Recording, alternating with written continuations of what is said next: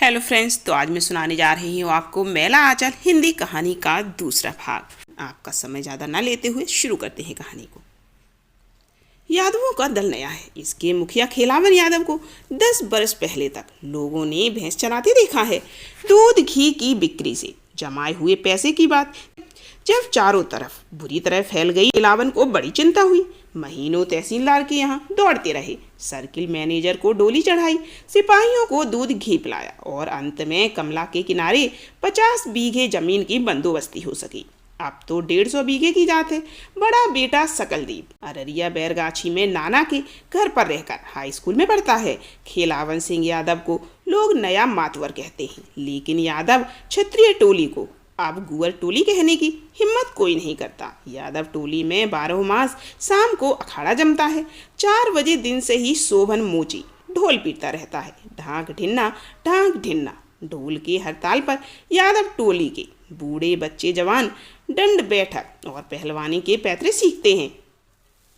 सारे मैरीगंज में 10 आदमी पढ़े लिखे हैं।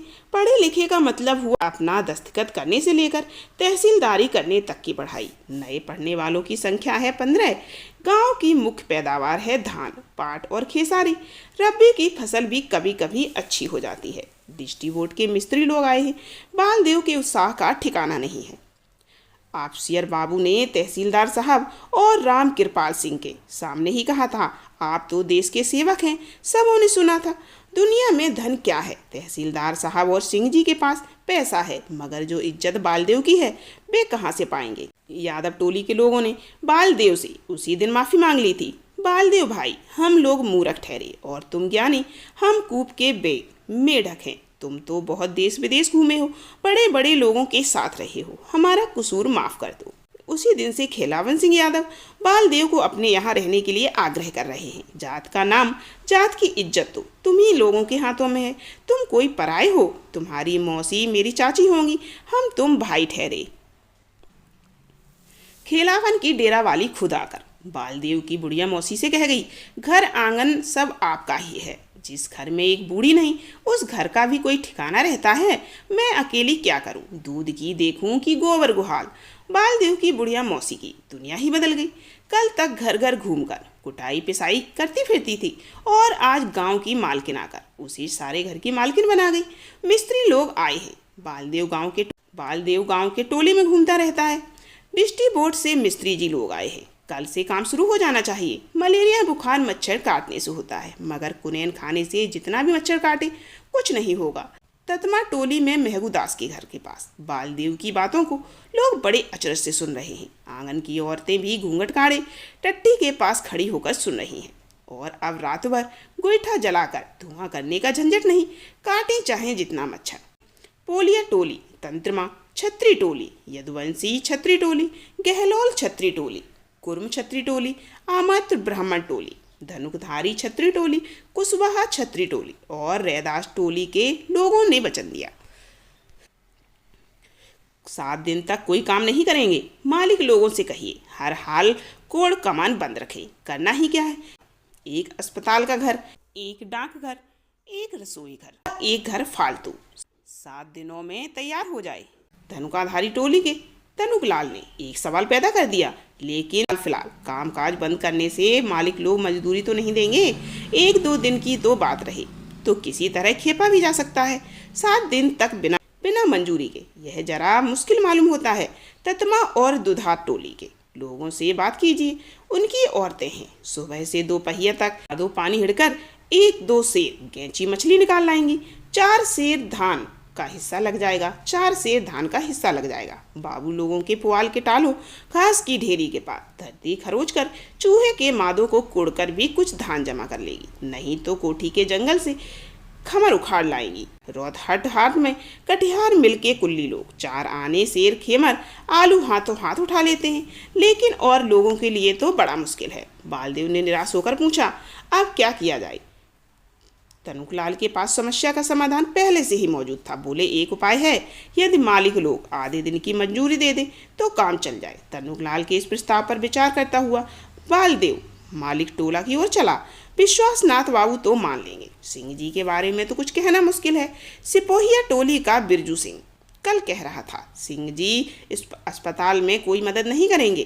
कहते हैं अस्पताल का मालिक मख्तियार है। विश्वनाथ और बलदेवा, ब्राह्मण टोली से तो कुछ उम्मीद करनी ही बेकार है। जिस दिन से अस्पताल होने की बात उन लोगों से सुनी है, दिन रात डॉक्टर और अंग्रेजी दवा के खिलाफ तरह तरह की कहानी सुनाते फिरते हैं। ज्योतिषी जी का विश्वास है कि डॉक्टर लोग ही रोग फैलाते हैं, सुई भोंक कर देह में जहर दे देते हैं, आदमी हमेशा के लिए कमजोर हो जाता है। हैजा के समय कूपों में दवा डाल देते हैं, गांव का गांव हैजा से समाप्त हो जाता है। काला बुखार का नाम पहले लोगों ने कभी सुना था।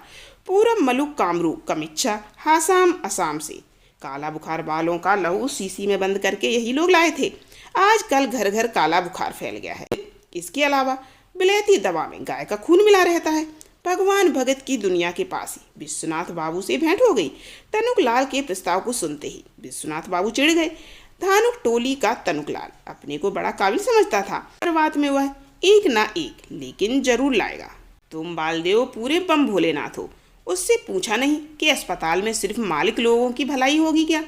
भगवान भगत हमेशा सुपारी चबाता रहता है। बोलने के समय ऐसा लगता है कि बात को भी चबा रहा है। अरे ई तो 10 आदमी के काम बा। जेवा से एक रा के सब के मिलके मदद करे चाहिए। काहो श्री प्रसाद भगत की दुकान पर यूं तो हमेशा 4-5 आदमी बैठे रहते हैं। विश्वनाथ बाबू की आवाज सुनकर 2-4 व्यक्ति और जमा हो गए। बूढ़े सुमित दास को लोग लबड़ा समझते हैं, मगर वह समय पर पते की बात बता जाता है। आते ही बोला, अरे तहसीलदार आप समझे नहीं, तनुक लाल अपने मन से नहीं बोला है, इसमें कनेक्शन है। जरा इधर एकांत में आइए तो बतावे। तहसीलदार और सुमित दास भगत की दुकान से जरा दूर जाकर बतियाने लगे। दुकान में बैठे हुए किसी ने कुड़कर कहा, बूढ़ा लुच्चा इसी को कहते हैं, हर बात में एकांती। भगत ने आंख टीम कर मना कर दिया, जोर से मत बोलो बालदेव, जोर से मत बोलो, बालदेव है।